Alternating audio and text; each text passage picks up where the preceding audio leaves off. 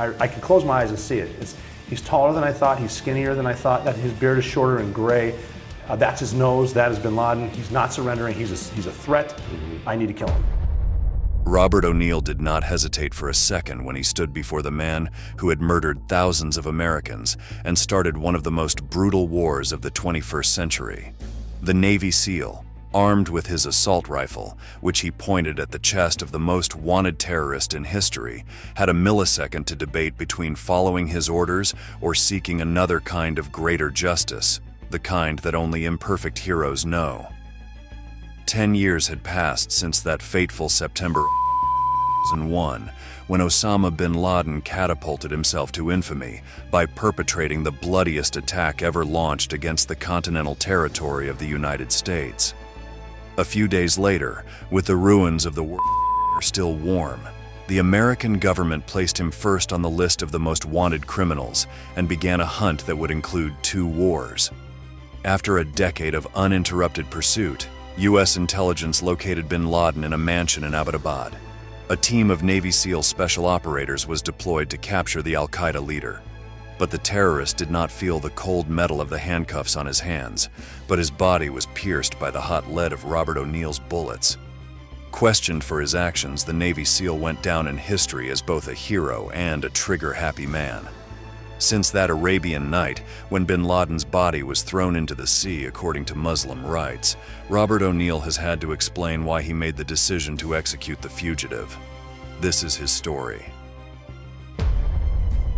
There, so I'm excited. Yeah. And the news is on, and they said, okay, it's the 1-year anniversary of the night bin Laden was killed, so we're taking viewer email right now. The best story of where you were when you found out bin Laden was dead. Come on. The story Robert O'Neill recalls is one worth telling. The truth is that just a year after executing Osama bin Laden, the Navy SEAL could laugh about the hard night he spent in Abbottabad. Together with 24 special operatives from DevGru, O'Neill had to go deep into the heart of Pakistan in the middle of the night. Their mission was extremely important, but if they failed, they would be left completely alone behind enemy lines. So secret was the mission that, for legal reasons, command of the entire Navy SEAL team had to be handed over to the CIA. With the US Navy and Army out of the picture, the soldiers technically functioned as spies for Central Intelligence, and there was no guaranteed rescue.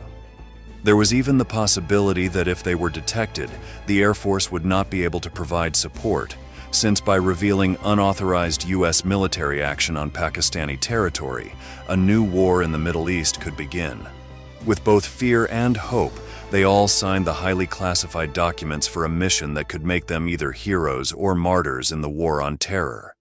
If we get the green light, it's a one-way mission. Let's talk about that for a second. You thought you were going to die. Yes. In fact, you knew you were going to die. I knew we weren't coming back. And your teammates also know this as well, yes, right? everyone was very... As he traveled in the Night Stalker's Black Hawk, O'Neill reviewed everything he knew about the operation. After several failed attempts to assassinate bin Laden, the CIA had begun deploying spies throughout the Middle East. The mass murderer seemed to have vanished from public life, and locating him among terrorist camps was like looking for a needle in a haystack. On the other hand, the leader of Al-Qaeda did not lack resources, neither economic nor human, and had a huge network of international political influences, as well as countless guerrillas capable of giving their lives for him. Although the investigation lasted several years, by 2010 there was already reliable information indicating that bin Laden was hiding in a complex in Abbottabad, Pakistan, where he had a mansion and a bunker. In September of that year, the CIA began an exhaustive investigation, monitoring the location via satellites and spies. Although the central building was very tall with 3 floors and was photographed from every possible angle, it could not be confirmed with certainty that bin Laden was there.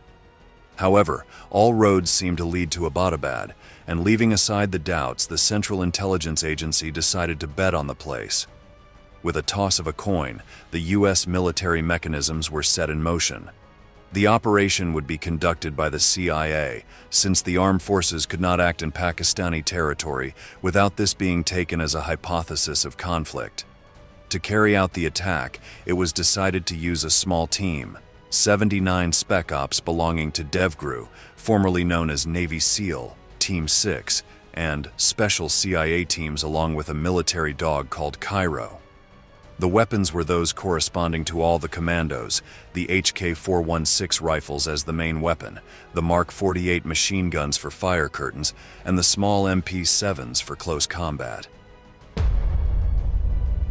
However, the DevGRU troops had some hope that their superiors would not leave them alone in the worst-case scenario. According to O'Neill himself, there were some rumors of air support. I have heard stories, and again, probably classified, I don't know the truth, but I've heard stories that they did have air support helping us get back. We didn't know that. Didn't know it. I knew there were jets on the border, but that's not going to help us back here. But I think if an American and an F-15 lights up a Pakistani guy and an F-16, I think they're going to. According to the Marine, the rumors of F-15s or F-16s were just a hope that soldiers gave each other, murmurs that surely arose while traveling in the dark helicopters under cover of night. The truth is that they, who were going to face the bodyguards trained in Al-Qaeda training camps, had been told that they were alone. But this did not stop the brave soldiers who, having sworn to protect and avenge their country, took part in Operation Neptune's Spear that ended the life of the most dangerous terrorist in history. The troops left Jalalabad in eastern Afghanistan using the modified Black Hawk helicopters of the Night Stalker, the legendary Special Operations and Airborne Infiltration Corps of the American Army. As he listened to the noise of the engines break the peace of the Arabian night, O'Neill scanned the faces of his men. Nerves, excitement, worry, fear. All the emotions were reflected in the faces of those warriors responsible for bringing justice to their land. The chances of success were small, but the chances of failure increased with each scenario that O'Neill imagined in his mind. We don't know how good their air defenses are. Maybe the young kid that's very aggressive is on the radar that night. There are no checkpoints. People don't understand when you do a long-range helicopter mission, there are usually checkpoints to refuel. There are none of those. So we have to be exact with the pounds of weight that we have. So we get shot down. If anyone's going to blow himself up and his entire family when the team's in the house, bin Laden will do it. Yeah. Of course, the team leader kept the worst products of his imagination to himself. Not because his teammates weren't thinking the same thing, but because nothing good could come from saying it out loud. The horizon was dawning as they approached Abbottabad, and there death and glory could be waiting for them. The trip from the starting point, Jalalabad, to their destination was about 90 minutes. An hour and a half of pure tension, of chewing adrenaline while going over their training step by step. When they were recruited and entered the Red Squadron, the DevGRU operators did not know the nature of the mission. They only knew that it was an extremely dangerous job, which required the exclusive participation of the most experienced Navy SEALs. What they did know was that it was a kill or be killed mission, and that the chances of failure were very high, but that the spirit of their nation was at stake. Once they signed the classified documents to participate in the mission, O'Neill and his colleagues were sent to training camps set up on American soil. These were 2 assault simulators, which had a staging of the complex where bin Laden was supposedly located. There, they practiced different possible strategies to launch the raid, infiltrating the building in the most peaceful ways to the most violent.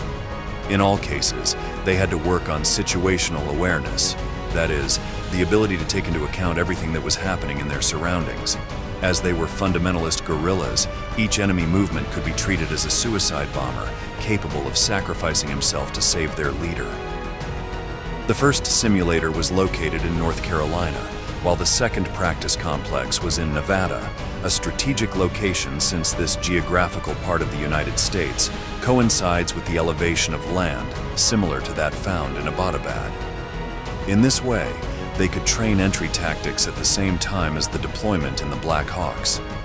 O'Neill had great faith in the Night Stalkers, and thinking about them brought him back to reality, to the moment at hand, to the impending conflict. Counting the seconds until landing, he looked up at the pilot of his helicopter, whom he deeply admired. I'm Well, curious. that's where the pilots come in too, because Okay. they're flying very low. Okay. And they're flying technology that they're not You know, they've flown helicopters. They're the best 4 pilots in the world. And Army, I'll give Army a shout out. They have the best helicopter pilots in the world.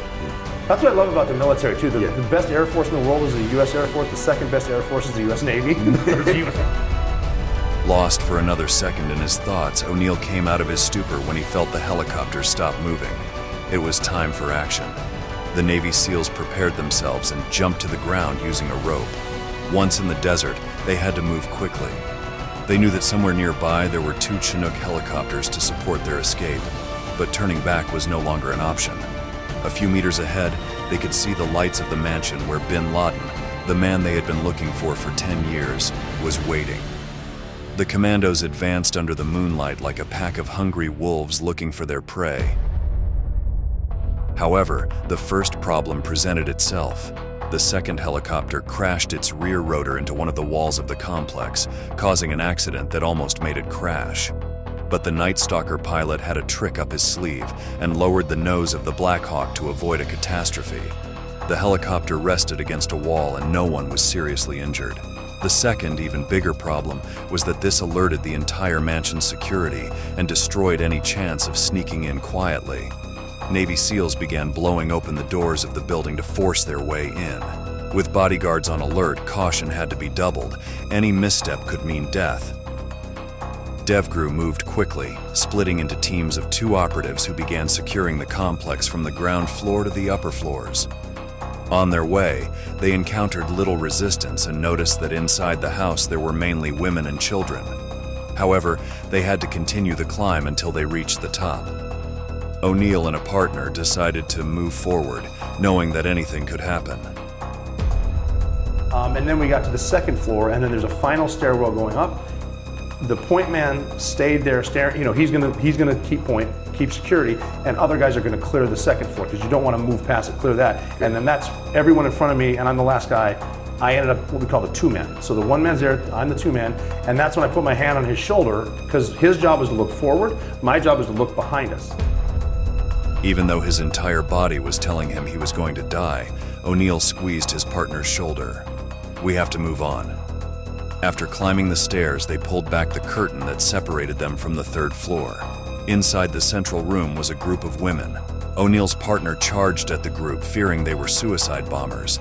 O'Neill entered later, seeing that nothing had exploded, and at that moment his blood ran cold. Robert O'Neill executed Osama bin Laden with 3 shots to the head. According to the Navy SEAL, the 3rd bullet was just to make sure he was dead. Still pumped up by adrenaline, the workers secured the place, moving away the women and children, whom they handcuffed with plastic tape. From that moment on, Robert O'Neill knew his life had changed forever. He was aware that his actions would be questioned, but he was certain that he had chosen the path of justice, especially to protect his comrades. Once the return trip was completed, the Navy SEALs celebrated their bravery. They had achieved what thousands of soldiers had failed to do in a decade: eliminate the most wanted man in the world, the genocidal maniac who had ended the lives of almost 3,000 Americans. But there was still work to be done, as they had to identify the body and notify their superiors. 24 hours later, after confirming the identity of the terrorist leader and coordinating with the government of Saudi Arabia, bin Laden was thrown into the sea, according to the Muslim rite.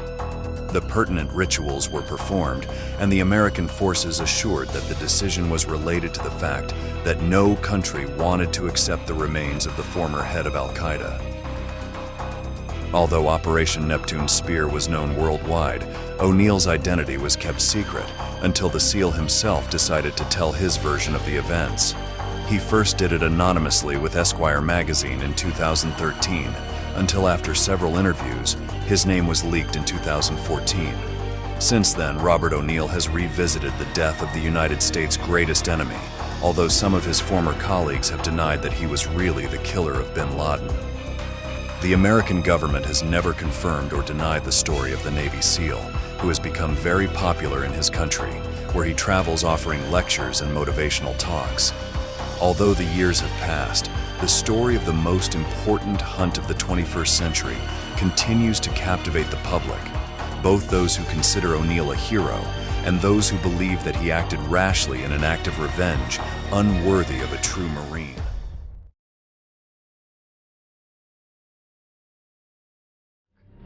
as president, I can report to the nation, aggression is defeated, the war is over.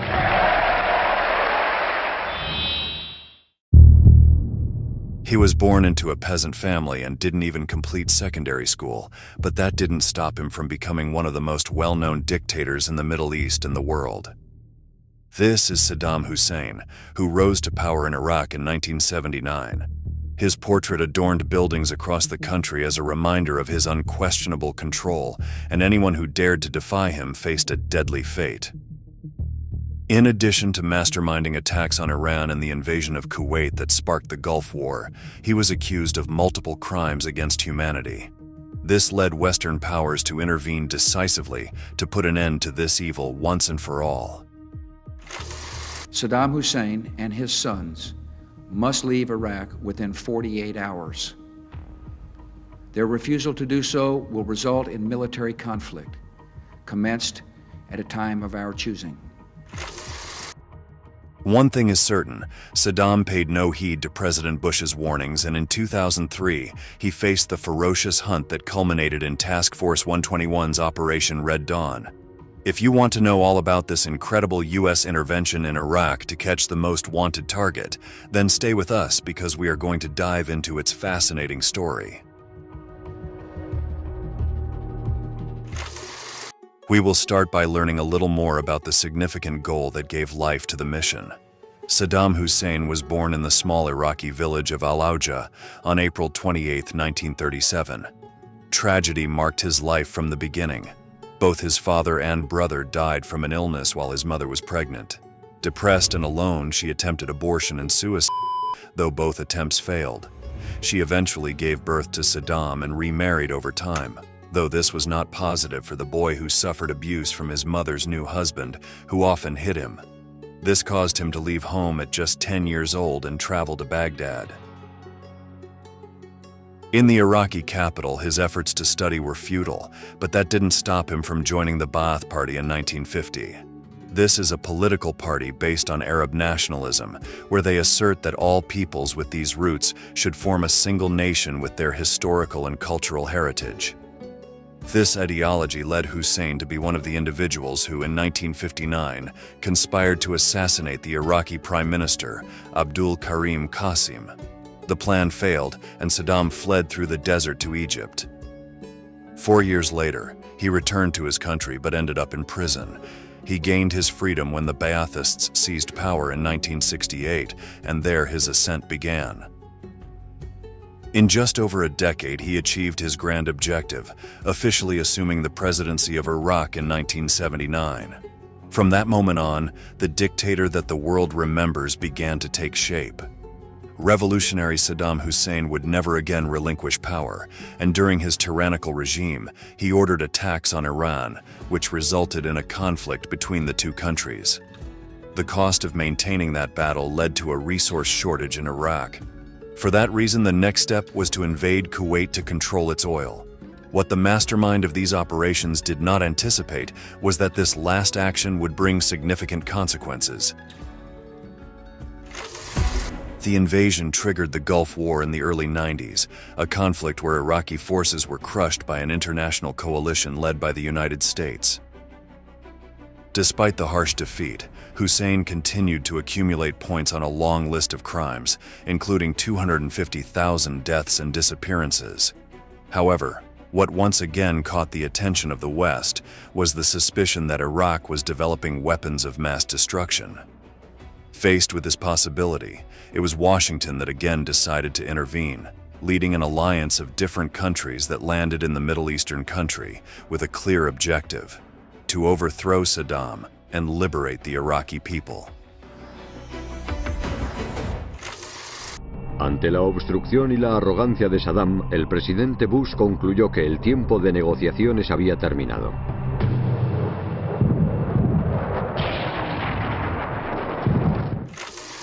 These actions were not without controversy, as critics of the war argue that the then President of the United States, George W. Bush, used excuses to conduct an invasion motivated solely by economic and political interests.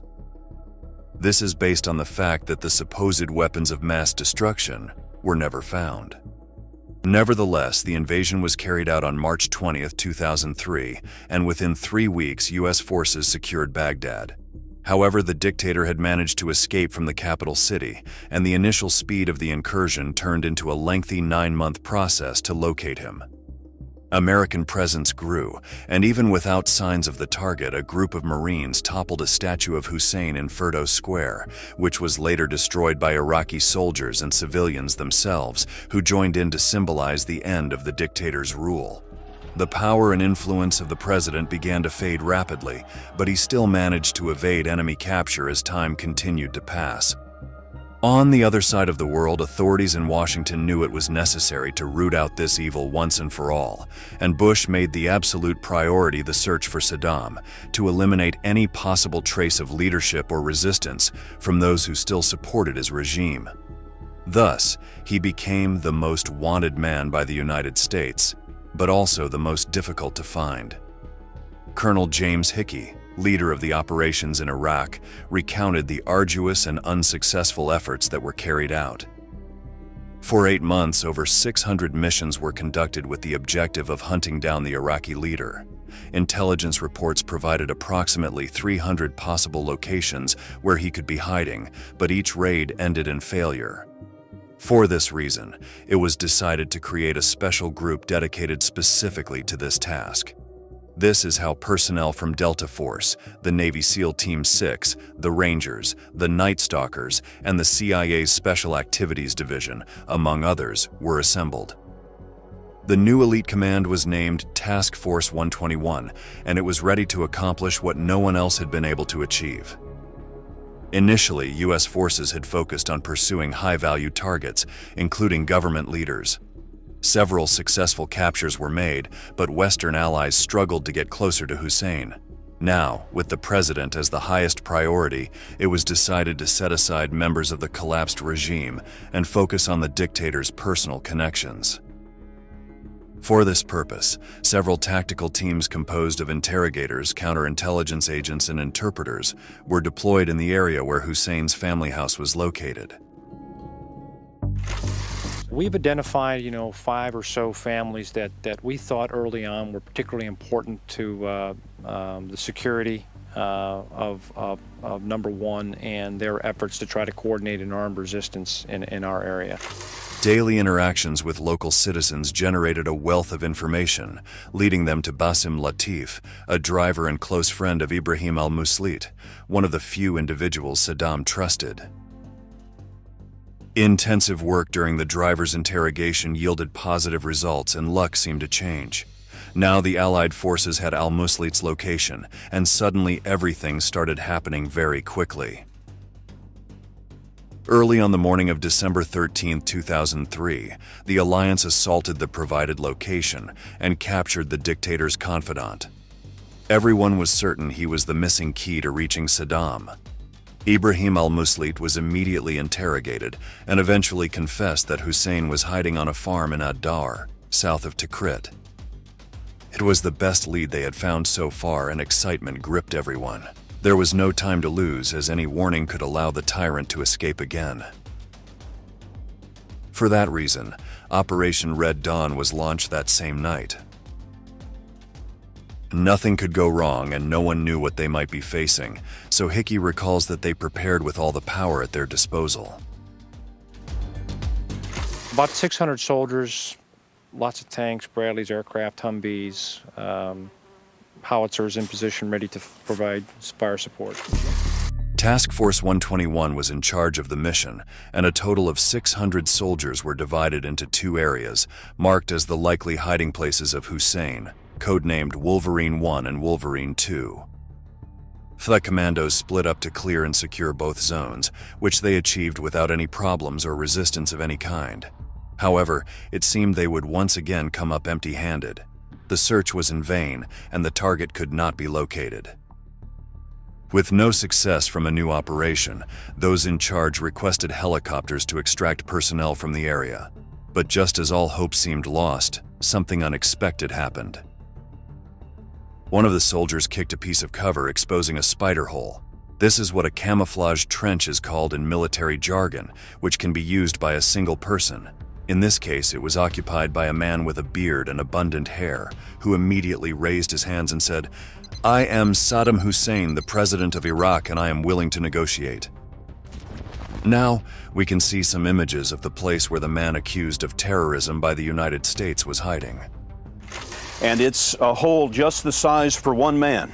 I'm going to take this camera down and give you a look at what it's like.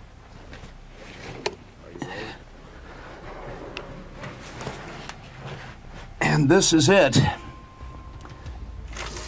The dictator who had been pursued for months was finally in front of the coalition forces, surrendering without resistance.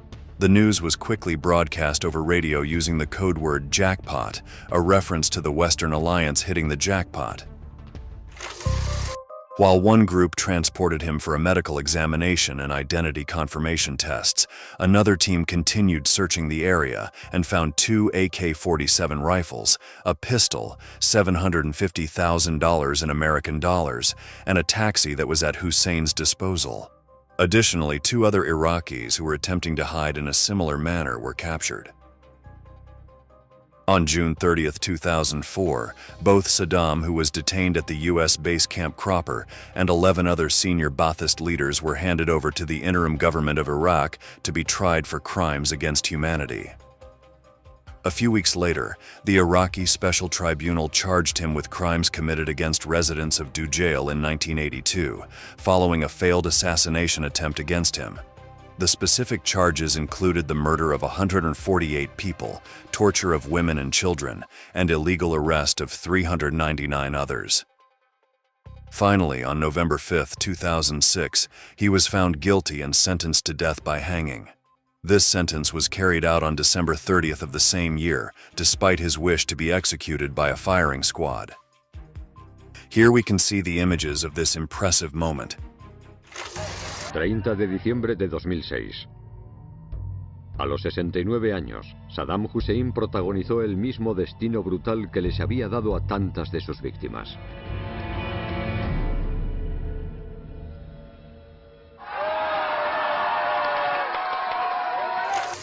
The execution took place in a hall of the old building that had been Hussein's military intelligence headquarters, in front of a large number of witnesses, all Iraqis and authorities from the United States. At the moment of death, the scene was filled with chants of victory and insults towards the dictator's corpse. This concludes our story, and it's time to say goodbye. Thank you very much for joining us to learn about this incredible history. We look forward to seeing you in our next video.